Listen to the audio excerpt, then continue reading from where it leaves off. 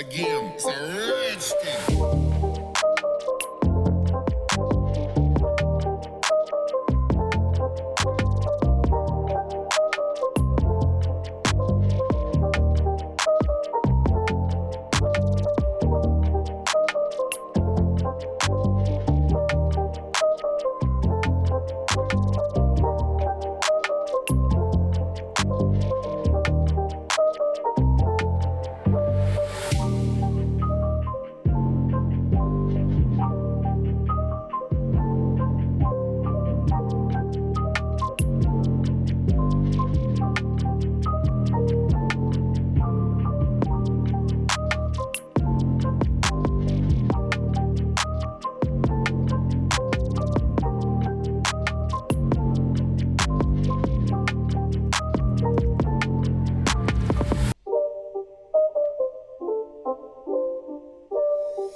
It's not a game, it's a rich thing.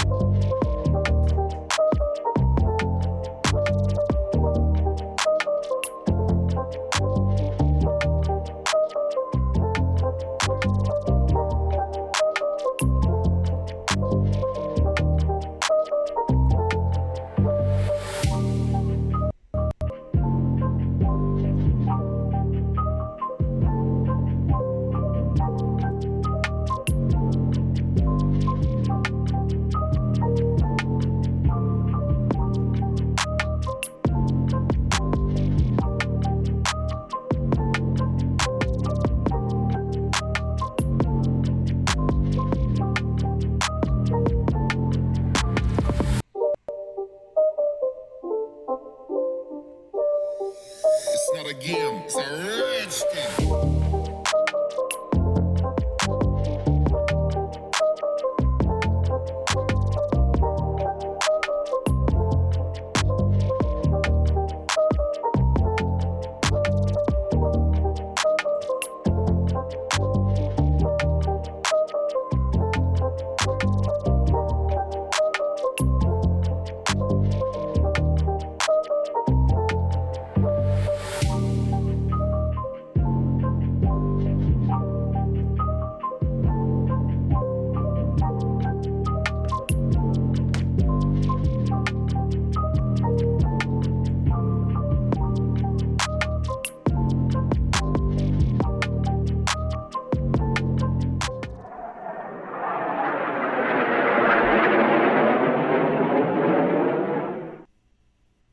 Welcome in to the Spurge, everybody.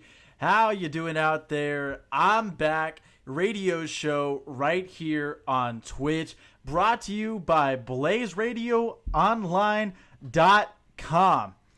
So yes, sports are back. It's MLB's opening day. We got 2 games tonight, and I'm excited to see how this all goes, and we're just kind of getting this Twitch stream figured out here. So let me mess with some settings here, and then we will get going. We got some Mookie Betts news and my playoff predictions as well.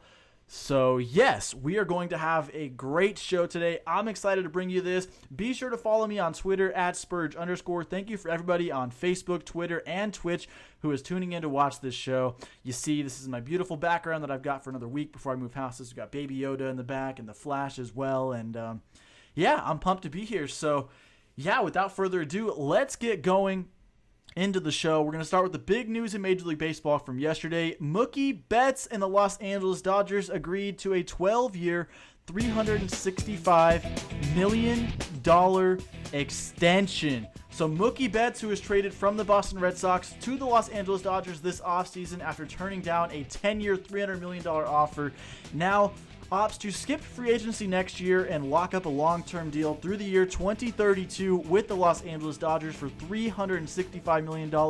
When you count the 27 he's making this year, you're going to look at $397 million over the next 13 years for Mookie Betts, who has won 4 consecutive Gold Gloves. He was the 2018 AL MVP, helped the Red Sox win a World Series in 2018, and has become arguably the second best player in all of baseball the last 5 years, just behind Mike Trout, who is considered the best baseball player by myself and many others around Major League Baseball. So Mookie Betts, well-deserved deal here. If you look at some of the numbers for Mookie Betts from throughout his career, you'll see that he's a 300 hitter, 301 career batting average, 519 slugging percentage, 470 RBIs, a 41.8 wins above replacement in just 6 years. That is a remarkable number.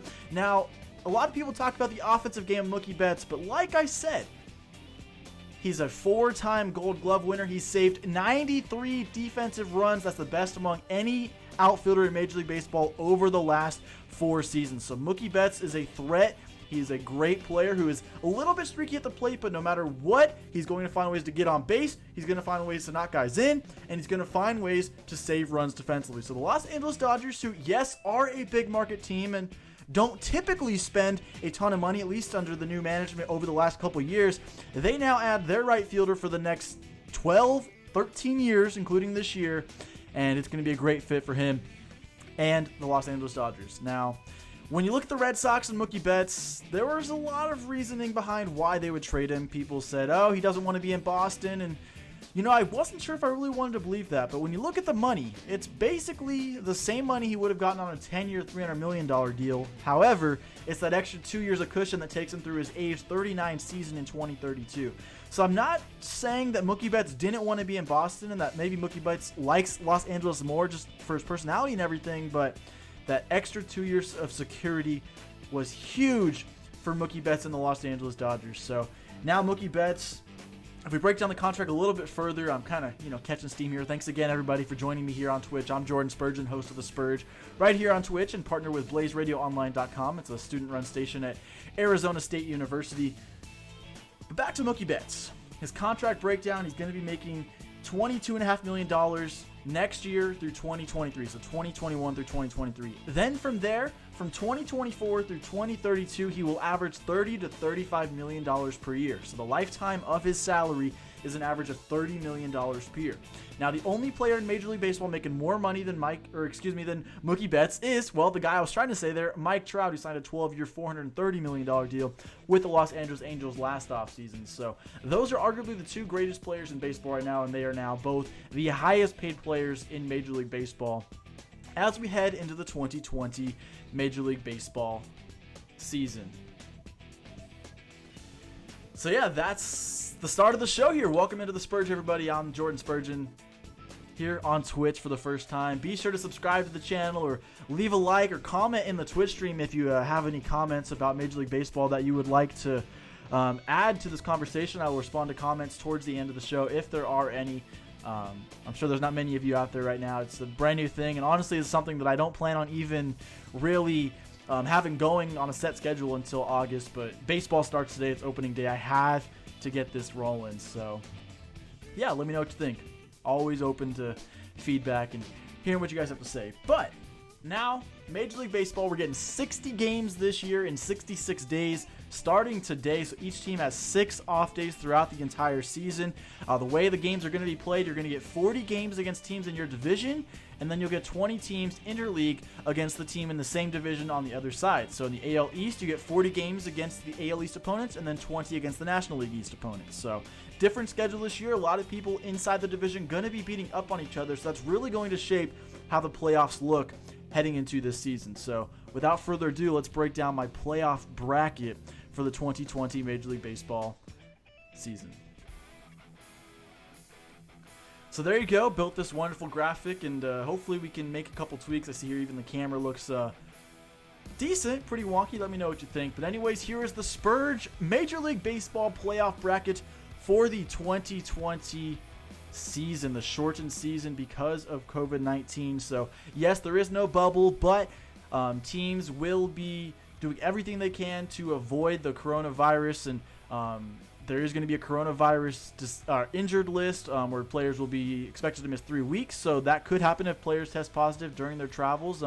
We'll see how it goes, and so we're expecting there shouldn't be anything too bad, but you really never know. The NBA has it right with their bubble. I'll talk about that in a future show, but I think Major League Baseball is doing what they can to limit the number of players that are going to receive coronavirus. So I think other than that, it's going to be a pretty normal season. There should be a couple teams here that I think will have a greater impact and a higher chance of making the playoffs than they would in a normal season. Now, there's two big factors that I've been going back and forth on which is more important, and I think both are really important. So before I go into this list, I want to just let you know what those two factors are. So I think teams with a lot of youth, especially in the pitching staffs where normally there's innings limits in the bullpen and in the rotation, I think they're going to be great for a 60-game sprint. Now, on the opposite side of that, I think teams with a lot of age could do well this season because their older players won't need to rest as much. So it's kind of like, okay, young pitching arms versus older position players are going to be kind of the keys to balancing your squad this year and putting together a great team in 2020. So we're going to start with the American League. So here are my 5 American League playoff teams. So the 1 seed is going to be the Houston Astros. Now, a lot's been said about Houston, all the scandals coming down. We're going to see them get hit by a lot of pitches. But when you look at the talent on this roster with the pitching rotation with Justin Verlander and Zach Greinke and Lance McCullers Jr., the pitching rotation is stacked. Now, you also look at the offense. Carlos Correa's always put up big numbers. Jose Altuve is a stud. George Springer is one of the best leadoff hitters in baseball. They're deep. They can go every position. They can match up with just about anybody in baseball. So I just think despite everything the Houston Astros did, and as much as it pains me to say because the cheating scandal in 2017-2018 is not something we want to see in baseball, but despite all of that, the Astros are still the best team. I expect them to win 42, 43 games out of the 60 this season. Now, my 2 seed is the New York Yankees. This is another team that is really benefiting from the season being delayed. Heading into the season, you had Giancarlo Stanton, Aaron Hicks, a bunch of players going down with injuries, Aaron Judge. Now they're healthy again, and so this team who added Garrett Cole in the offseason to headline their rotation, they'll get a healthy Luis Severino as well in that rotation. They're in a position to make a run here this season and win the American League East. So I don't think there's any team that can compete with the Yankees. I think Tampa Bay Rays, who you see up there in a wild card spot, and we'll talk about in a minute, have a chance to compete. But the Yankees bats with Garrett Cole at the front of the rotation is just too much. And that bullpen, which I haven't even talked about, and we'll talk about later as we get further into the playoffs here, they still have one of the top 3 bullpens in all of baseball. And then, so we're repeating all the division winners from last year because my American League Central winner and the 3rd seed in the American League is the Minnesota Twins. Now, this Twins team hit 307 home runs last year, and now they add Josh Donaldson into the fold. So this is a team that's going to hit the ball even better, and I'm not saying the balls are juiced, but there's a lot of rumors going around that the balls might be even more juiced than last year because baseball really wants to draw fans in, especially when they're going to be competing with the NBA, the NHL, and possibly the NFL soon. So they want to do everything they can to keep the fans engaged. So that really favors a team like Minnesota, who also has added some veteran depth in the starting rotation as well. They added Rich Hill, Kenta Maeda, Homer Bailey. This is a team that's going to be able to pitch better than did last year, and I don't expect any sort of drop-off with the long ball for this team. You look at just the way the lineup rolls. You have Miguel Sano, all those guys that are going to be able to produce day in and day out. Byron Buxton is healthy now. He was expected to miss the first week. He's going to be ready for opening day tomorrow for the Minnesota Twins. So I expect them to be great this season, and so they'll be the 3 seed and win the American League Central. A weaker division this year, but I think they still come out on top. Now, my 4 seed is the Tampa Bay Rays. You see them there in the wild card slot.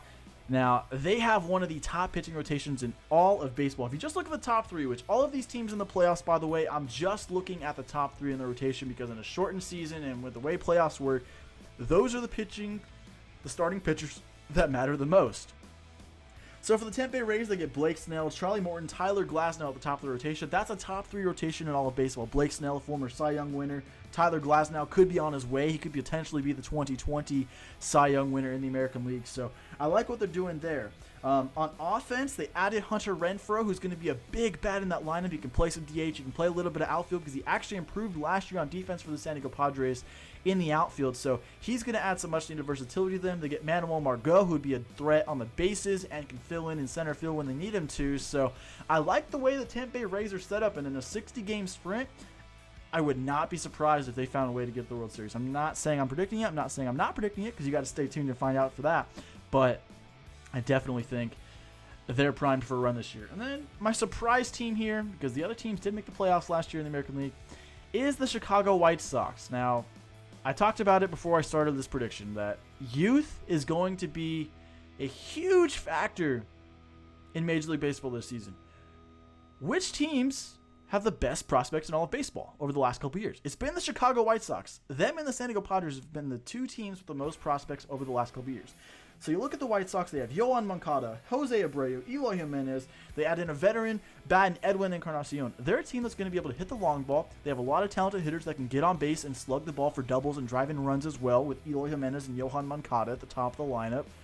This is a team that's going to match this season, and I think their youth is only going to help them. Their pitching rotation is good as well. You get Lucas Giolito and Dallas Keuchel there at the top of the rotation. So Keuchel, sort of the veteran there, Giolito coming into his own in that rotation. And so you look at the bullpen pieces they have. This Chicago White Sox team has a chance to do some damage this year, and I would not be surprised if they end up in the playoffs.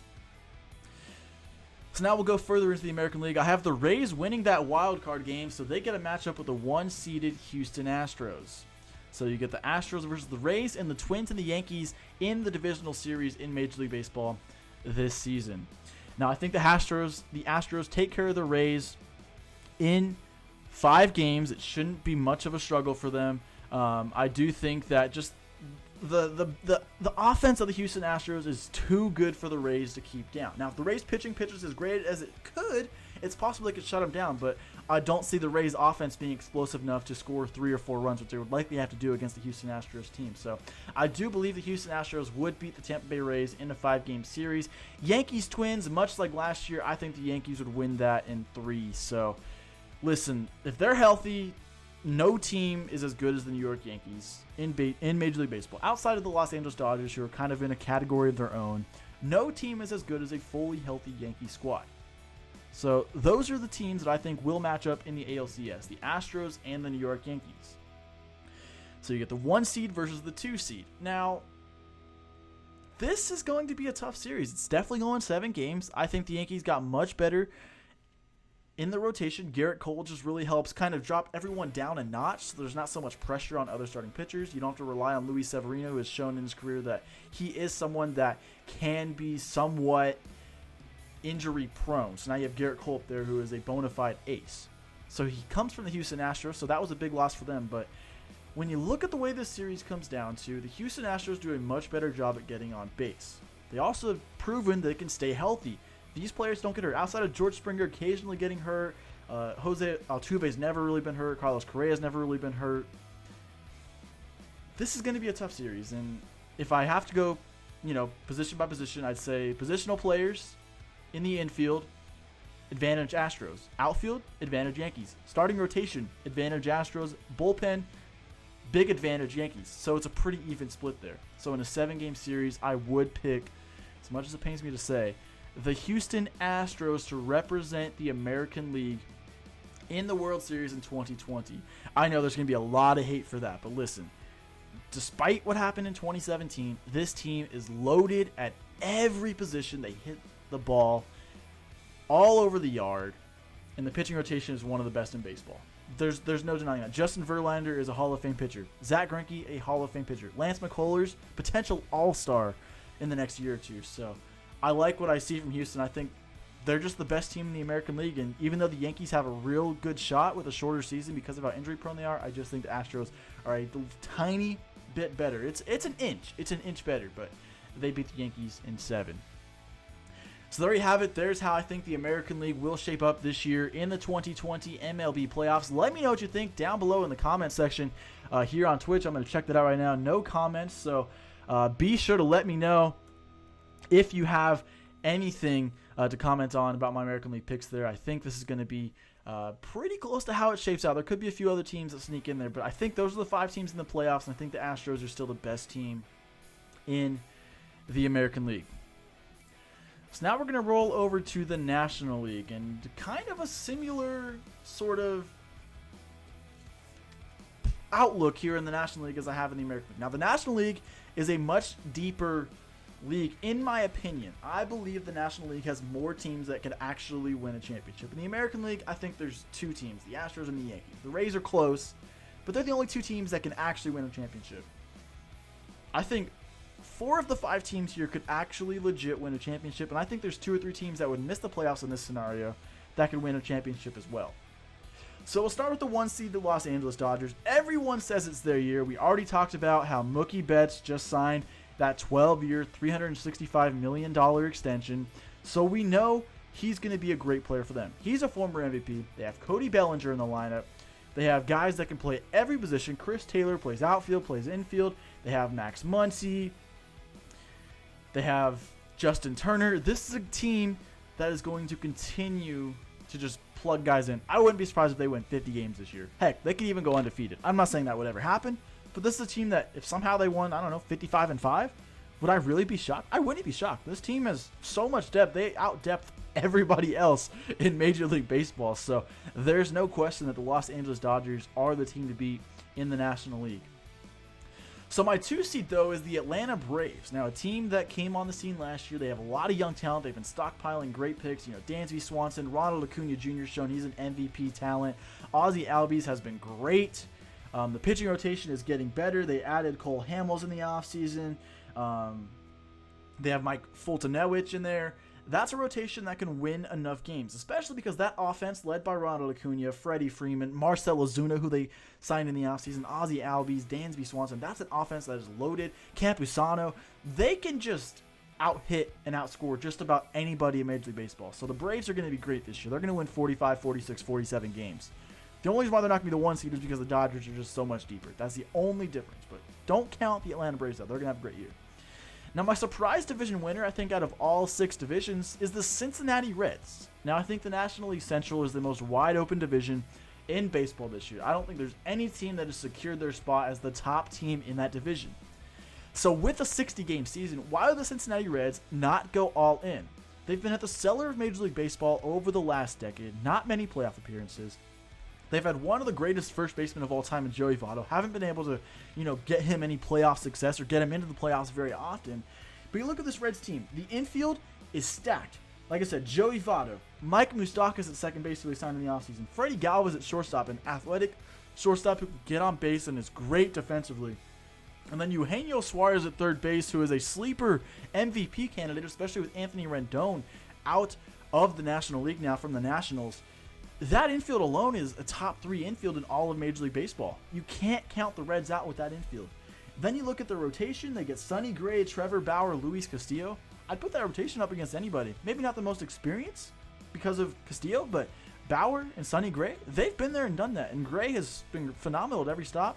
He was a little iffy with the Yankees, but maybe that was the market. Maybe Cincinnati's a better fit for him. Trevor Bauer is one of the best characters in all of Major League Baseball and a great pitcher on the mound. So this Reds team is going to surprise some people this year. I think they win 40, 41 games, and I think they win the National League Central. I just think they have the potential to really make a run this year. And then my 4th seed is the defending World Series champions, the Washington Nationals. A little bit of a World Series hangover, but not much here. I just think the Braves are just a little bit of a better roster overall. But you look at the pitching staff in Washington, still the top pitching staff in baseball with that 1-2 punch of Scherzer and Strasburg. And then you throw in Patrick Corbin, who's an all-star in his own right. So you have 3 all-stars on the mound in the starting rotation for the Nationals. That's enough to win just about any playoff series because they're guys that are going to perform in big moments. Steven Strasburg has been great. Max Scherzer, Mad Max is, Cy Young Awards and great in the playoffs. So they're set there. And then you add in the young talent. Juan Soto has been phenomenal. I like what they've got in the infield because they have more of a positionless infield. You got Howie Kendrick and guys like that can sort of play anywhere, which in today's game is really beneficial for this Nationals team. No one's sort of locked into one position. So I really like what the Nationals have going for them. So I do think that they're going to be just fine. Maybe a bit of a slow start, but come playoff time, they'll be there. Down the stretch, they'll get hot. They'll find a way to sneak into the playoffs. And then my surprise team is a team that, looked like a playoff team at, through 60 games last year, and that's the San Diego Padres. Now, youth, just like the Chicago White Sox, I said it earlier, these 2 teams, Padres and the White Sox, you can see them on the corners of the screen here, have had the best prospects in baseball over the last few seasons. So when you look at that, you have to say, okay, well, maybe now is the time for them to make a run. So you look at this pitching rotation, you get Chris Paddock, who's going to start opening day, you get Dinelson Lamet, Garrett Richards. Eventually you could see Mackenzie Gore, not Luis Patino because he's going to have Tommy John surgery, but Mackenzie Gore is the top prospect in baseball, the top left-handed pitching prospect in baseball. So he can come in there and you don't have to worry about innings limits with these guys because, it's a 60-game season and there's no need to fear an innings limit anymore. So now you can really see Dinelson Lamet unleashed. You can see Chris Paddock unleashed. You can see Garrett Richards, if he stays healthy, unleashed a little bit more than you would have in a long season where you have guys that are still a little bit young and a little bit injury prone. So that's going to be great to see those pitchers be turned loose. Then you look at the moves they made in the offseason. The outfield now has turned into a bunch of guys who swing for the fences and strike out a lot and hit 240, 230, and maybe hit some home runs. Has now turned into a bunch of guys that get on base. Tommy Pham is completely changing the culture of that hitting, of the offense, and the way everybody's going to hit. He's a guy that gets on base, goes the other way, takes what's given to him and doesn't try to do too much. So he's really going to change the culture there. They also add Trent Grisham, who's going to be great. So those are, center fielder, left fielder there. And then in right field, you got Will Myers, you got Josh Naylor, you got Olivares. Those are guys that can fill in the right field. Kind of whoever's hot, whoever's getting the job done. Will Myers is an all-star type talent. Just not sure if he'll put it together. But in a 60-game stretch, if he gets hot for a month, this offense is going to be untouchable. And that's not even talking about the infield where you have Tatis and Machado on the left side just tearing it up. Tatis is one of the top 3 young players in the game. Him and Acuna are going to be battling out for National League MVPs over the next decade. They'll probably each win a handful because they're that great. And Fernando Tatis is something special. So seeing him for a 60-game stretch where he's fully healthy could be really something else as well. So I really like what the Padres have built, and I really think they have a chance to make the postseason in 2020. So let me see if we have any comments here in the Twitch stream before we get going here. All right, so we're going to move forward here in the National League. By the way, anybody that's worked in radio or stuff like that, it's nice having producers for stuff like this, but I'm having a lot of fun doing this on my own. I hope you guys, appreciate the graphics and the little awkwardness as I switch between things and get things rolling. But anyways, let's continue. So I have the Nationals beating the San Diego Padres in the wild card game. It'd be a tough-fought matchup, but the Nationals' experience is just too much for the Padres to overcome. So now we get the Dodgers and the Nationals in the divisional round, and we get the Reds and the Braves. So starting with the Dodgers and the Nationals, last year the Nationals got the better of the Dodgers. This year, I think the Dodgers get the better of the Nationals. I think 6, maybe 7 games. This Dodgers lineup now with a solidified leadoff hitter Mookie Betts, with Cody Bellinger coming in after an MVP performance last season. With all of the versatility they have, I just don't see the Nationals being able to beat the Dodgers a second year in the playoffs.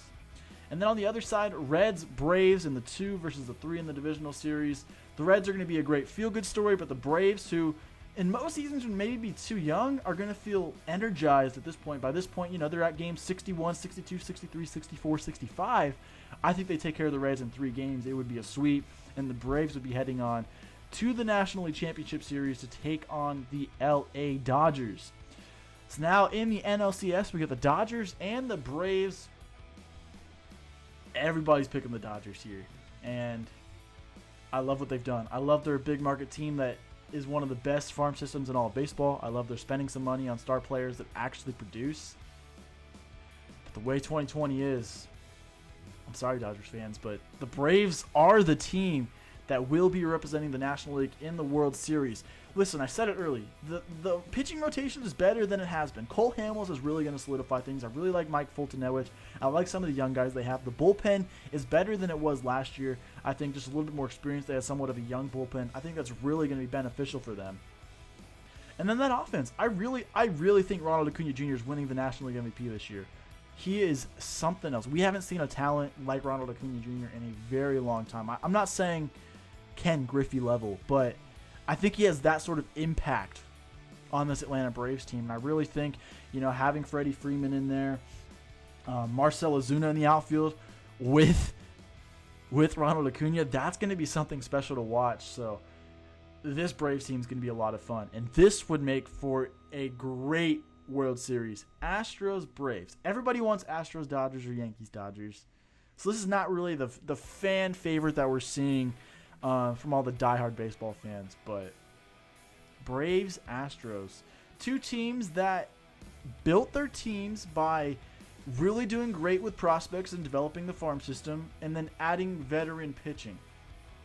That seems to be the formula for success. A lot of people want to figure out the pitching and then the offense. They've just spent a lot of time developing great positional players, and then they spend their money that they have left over on a key offensive piece who just gives them an extra,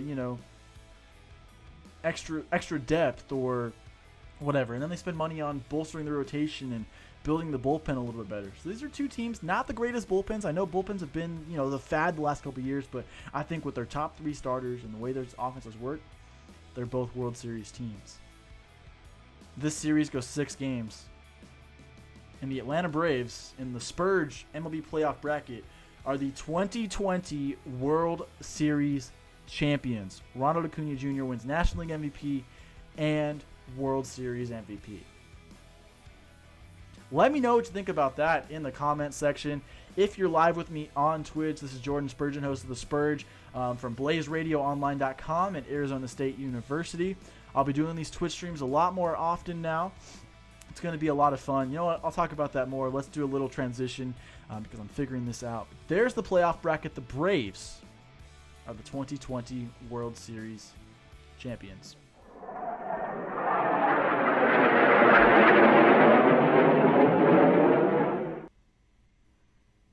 So yeah, I'm still figuring out, how all these things work. But let me know what you think of all the cool transitions and stuff if you're watching this.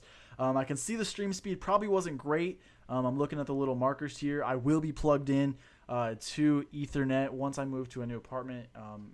This weekend, I get my desk by next week. So once I get these streams up and running on August 4th, Monday, August 4th, I believe that's the day. Whatever the first Monday of August is, I'll have these streams up and running consistently. We'll be talking a lot more about baseball, how that season's playing out, how the NBA bubble's going, how the National Football League is going, if it happens. But let me know what you think. If you're watching this video after the stream, after the fact, be sure to share it, comment, subscribe to this channel, subscribe to my YouTube channel. If you see it on YouTube, it's just my name, Jordan Spurgeon. But yeah, I really appreciate all the support. This will be on a podcast as well. Probably not the cleanest little, show here, but I did put it together last minute, and I had a lot of fun. So I hope you guys enjoyed it. And with that, have a great day, everybody.